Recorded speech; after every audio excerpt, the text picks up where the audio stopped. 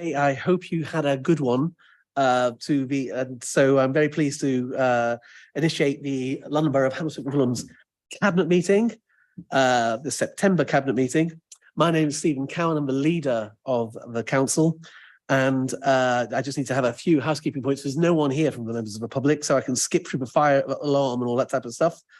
And move straight on to introducing the Cabinet, which are here, which is Ben Coleman to your left. Hi. Sharon. Newell, Cabinet member. One. Present. Who is the Cabinet member, sorry, Borough Quon Civic Renewal, Sharon Holder. Good to see you. And Wesley Harcourt. Good evening. Francis Ume, Rowan Ree, Alex Sanderson, Rebecca Harvey. That's us. We are joined by some officials, including the Chief Executive and the Assistant Director of Legal. So welcome if you're tuning in online. I move straight to the first item, which is minutes of the Cabinet meeting held on the 17th of July, 2023. Are there any issues arising from those? Minutes agreed. Great. Is there any apologies for absence? Yes, Councillor Andrew Jones. Councillor Andrew Jones, okay. Any declarations of interest? Right, we move straight to the Special School Organisation and Capital Plan. Handing over to you, Alex. Thank you, Leader. The Special School Organisation and Capital Plan sets out our ambitious programme of investment and provision for children and young people with special educational needs and disabilities in Hammersmith and Fulham over the period to 2030. Great. Jackie, did you want to add anything? No. Okay. Is that item agreed? Agreed. Thank you very much. Refurbishment of Lena Gardens, item number 5. Still with you, Alex. Thank you. I've got quite a few this evening, so you might be a bit sick of me. This report is awarding a contract for refurbishing Lena Gardens to bring it up to standard so that floral gardens can decant. Great. Thank you very much. Any questions on that? Is it agreed? Agreed. Right. Next, we move to the Community Schools Programme, decant works and mobilisation. Alex. Thank you. And as part of the Community Schools Programme, again, this is authorising decant to Munn Street and approving the expenditure for that. What I will say on this, Leader, is that it does highlight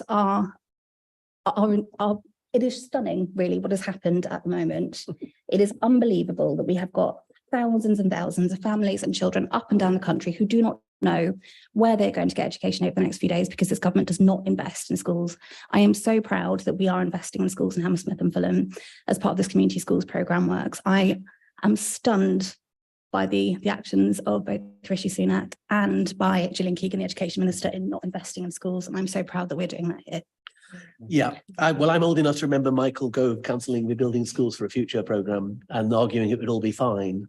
You know, those seeds have taken root, I think, in what we see now. So I think everyone agrees. Indeed. Sorry, just to echo the words of Gillian Keegan, the Education Secretary, it rather does seem like they've sat on their asses and let schools fall down. So glad we're doing that. They have. All right. Is that item agreed? Agreed. Treasury management. So over to you, Rowan. I'm afraid I've still got Youth Justice Plan. Have you? I have. I do. Is that being noted here? Yeah. No, that's going to full. It's been noted and going to full council. Yeah. Okay. So apologies. Okay. Item number 7 then, Treasury management. Rowan.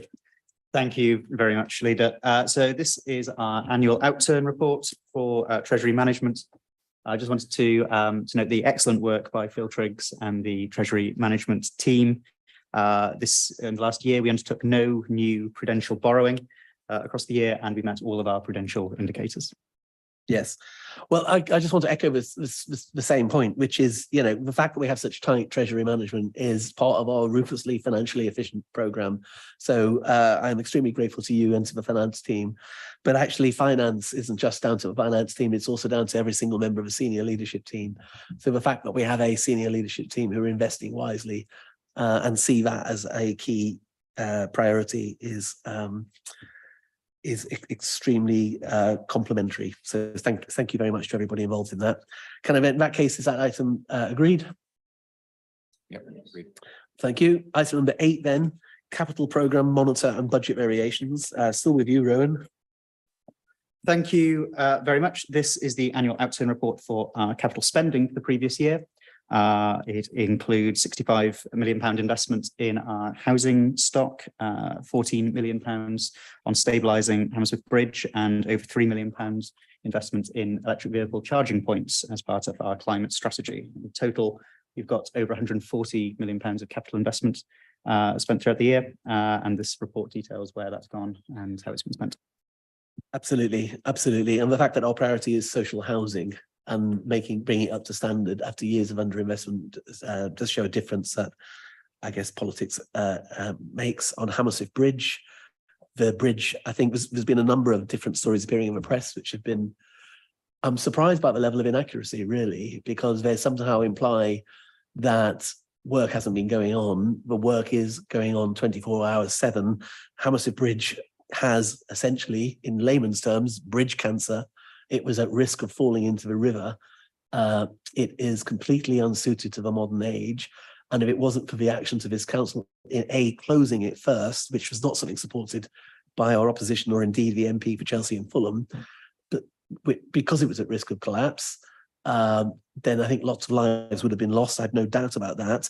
Secondly, and I think very importantly, because of this council, we got a better value stabilisation scheme than that on offer from the government task force. And that's the work that's going on at the moment.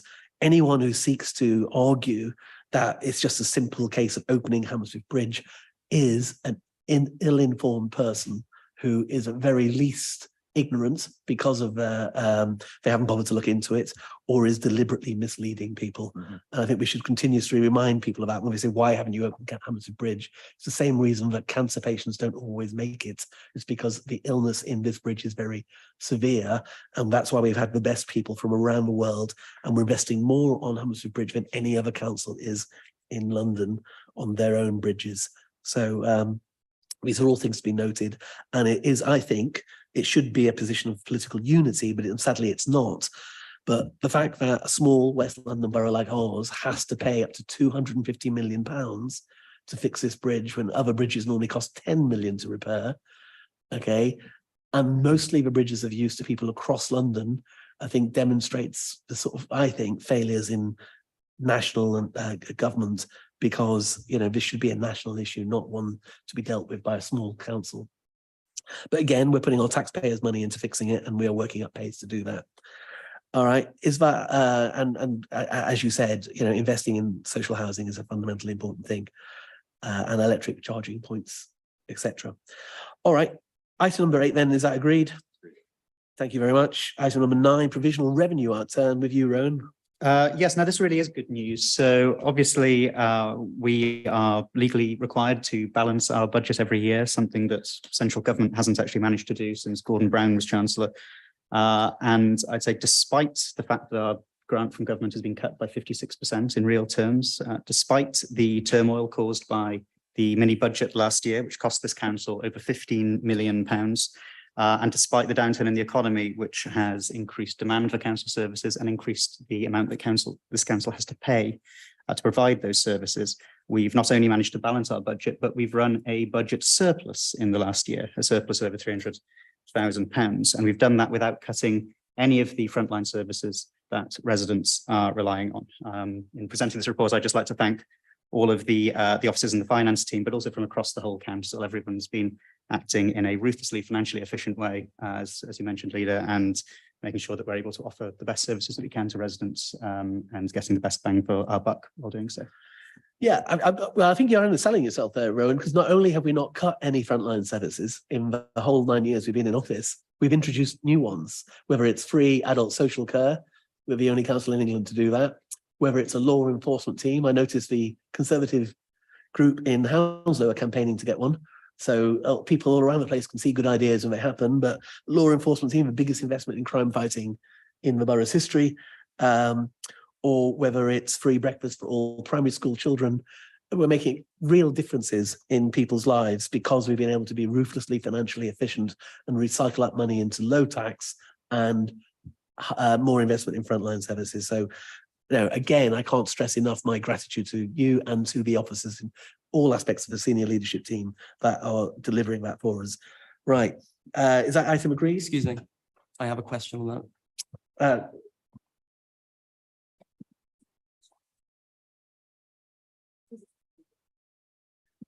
Sorry, by all means, ask a question. Very interesting report. Appendix 8, the housing budget specifically. We all know about the ongoing issues with damp and mold, and the Housing Ombudsman will no doubt soon deliver the latest malfeasance judgment.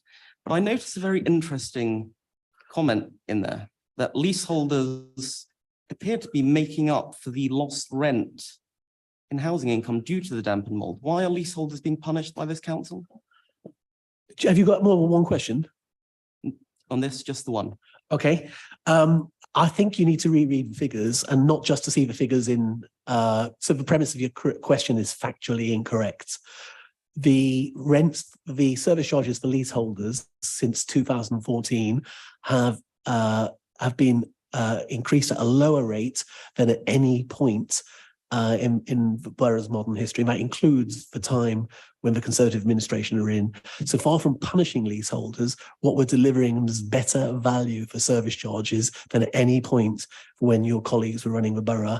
And that's what we will continue to do. We take value for money as a key issue, particularly in a cost of living crisis. Now, it must be said, people have to pay for services, and leaseholder charges, if you look at them at London house charges, housing charges in general, are some of the best value charges of any aspect of different aspects of housing tenure. So we recognise when you have to put increases up, you have to increase them. And I think every single council service at the moment faces the huge challenge of the Liz Truss inflationary budget, which saw inflation go up to 11%. What that means is when council funding is being cut, whether it's the housing revenue account funding or whether it's the general accounts, that we're just simply not keeping up with inflation.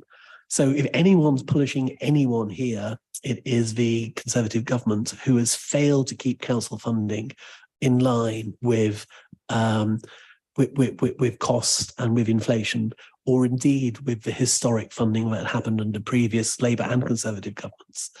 And you can't, as you saw with the schools, where Michael Gove cancelled the Building Schools for a Building Schools for a Future programme. You can do that in year 1 or 2 and get some great headlines around it, but in year 13 and 14, you find all of a sudden the kids can't go to schools. Well, exactly the same happened because they're all unsafe. Well, exactly the same happened with social housing.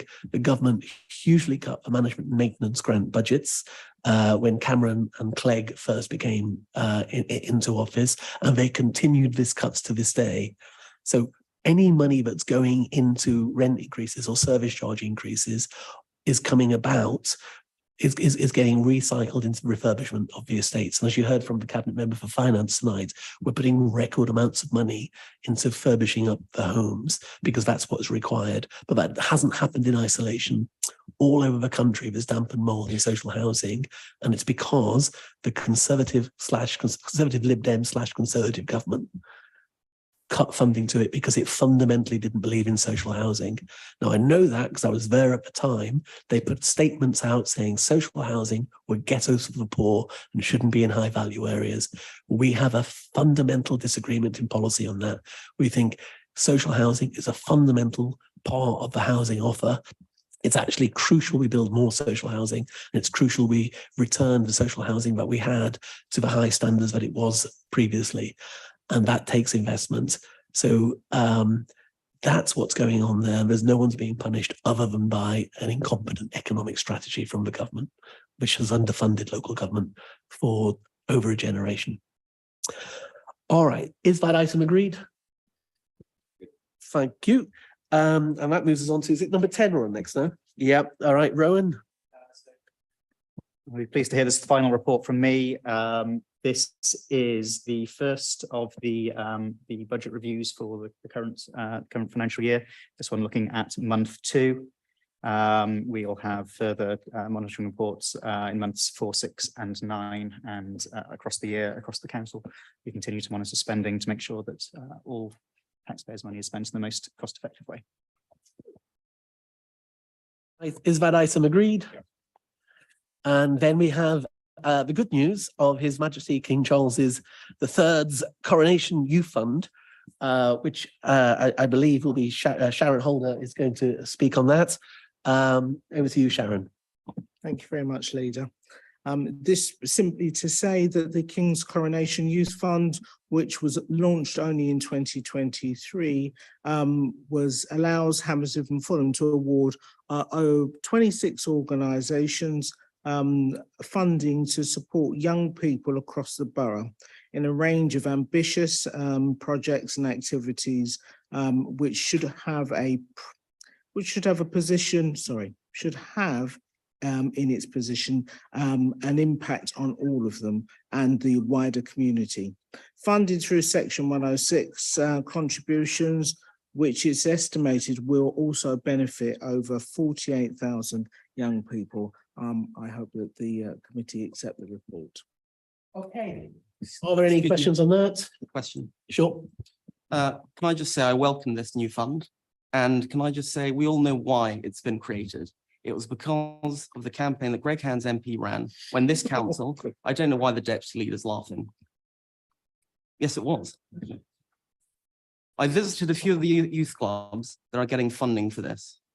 They sent emails to 2 members around this table asking for help when the funding that would have originally gone to those clubs was allocated to a national provider called Let Me Play. So that is why this fund exists. And I welcome it, but let's acknowledge that it's due to Greg Hands MP. And the question is, after I understand from the clubs that it's for 2 years, will the old funding that both Conservative and Labour administrations gave to clubs like the Brunswick Club, like the Solgrave Club and many others, will that be reinstated after 2 years? Well, look, I can see that you've come to make some political points, and which is fair enough. I used to do that when I was leader of the opposition. I also appreciate that this is your first year as a councillor, so I also appreciate some of the points you might make might be genuinely mistaken. But first of all, I would just say His Majesty King Charles is the reason this fund is happening, and we shouldn't try and politicise that. The King has come to the throne with a very clear brief on supporting young people. It's what he did as Prince of Wales with the Prince of Wales Trust.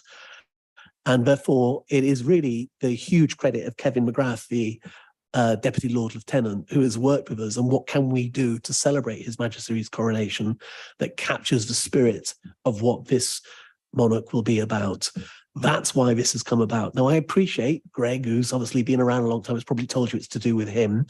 I remember Greg putting a news report out saying he'd led Remembrance Day March. And he edited a picture to show himself in front of a queue, literally removed 200 soldiers and the mayor from the people standing in front of him. He hadn't led the Remembrance Day March. He'd been led by the soldiers and the mayor. Greg has a history of saying things where he's done something that turns out not to be true.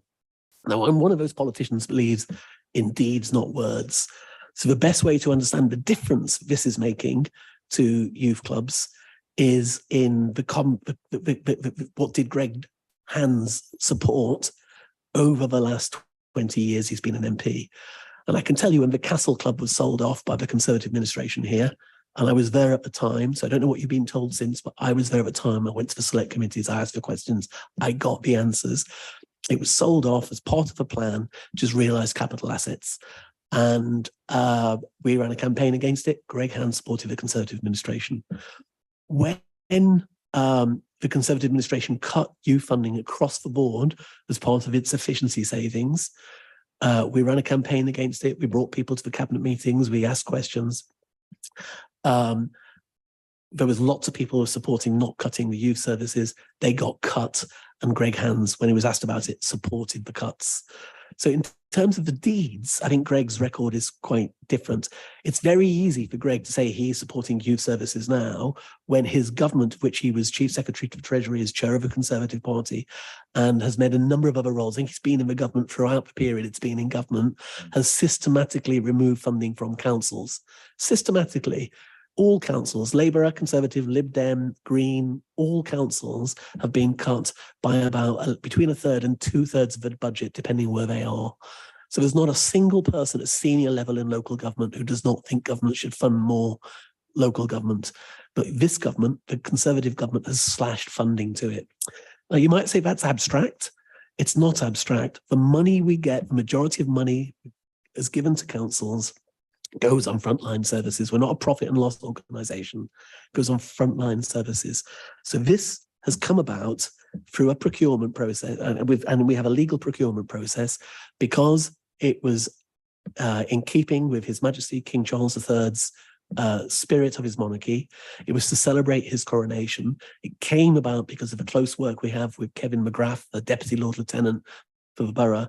And it came about because this administration is investing more in youth services than have been invested in decades, and far more than the Conservative administration ever did. And that's what I mean about deeds, not words. If Greg is genuinely telling you that he's responsible for this, then the answer is he's misled you. And I'm sorry to tell you that to you because I'm sure you hold him in great respect, but the facts simply don't stack up. Greg Hands has had nothing to do with this. And in terms to answer your question, which I think is a good question, what is the long-term funding certainty? Well, any council spending, when it is undertaken, has to go through a legal procurement process that politicians cannot get involved with. So we cannot say we want to give this person funding or that person funding. That would be unlawful. But what we can do is to encourage people who are trying to find ways of engaging young people, who are giving them skills that fit with what we're doing with our industrial strategy, who are giving them skills and giving them pastimes that level out some of the inequality in the life chances that people have. Those are the organizations that we're funding. And anyone who puts a bid in who is local and has had heritage in that will be, I hope, successful. But we can't offer guarantees because that would be unlawful. But the funds there, and it's up to them to bid. And then those that bid will be successful, and that will be announced in accordance. And I think, getting away from the party politics, we should all celebrate that this administration has put more money into youth funding than has ever happened before. And we've done it in a much tougher financial environment than we've seen in generations. And I keep heaping praise on Councillor Ree here, but he runs a very tight ship. He knows where all the money's going, and it's always the ethos to strip out wasteful spending, to find ways of getting more value for money, to use new technologies and new work practices. So we introduce record savings, and those record savings are then put into frontline services or keeping council tax low. The fact that we're doing this is a real sign that of where our values are. And it comes off the back of also building a £200 million youth centre in White City, and of funding lots of other youth services that have never been funded before. So, that wouldn't be happening if it was a Conservative administration up to the last council. I say that based on what happened the last time you were in office and the time before you were in office. So I can only assume, given the state of your current opposition, that there's not been a sea change in your views on youth funding, and it wouldn't change if you were back in office, which hopefully you won't be. But I appreciate where you're coming from and why you might say those things that you said. Are there any other questions on this paper? In which case, is that agreed? Yep. Thank you very much. We now have a forward plan. Key decisions, are they noted? Noted. Thank you very much. End of meeting, and thank you for tuning in if you've tuned in.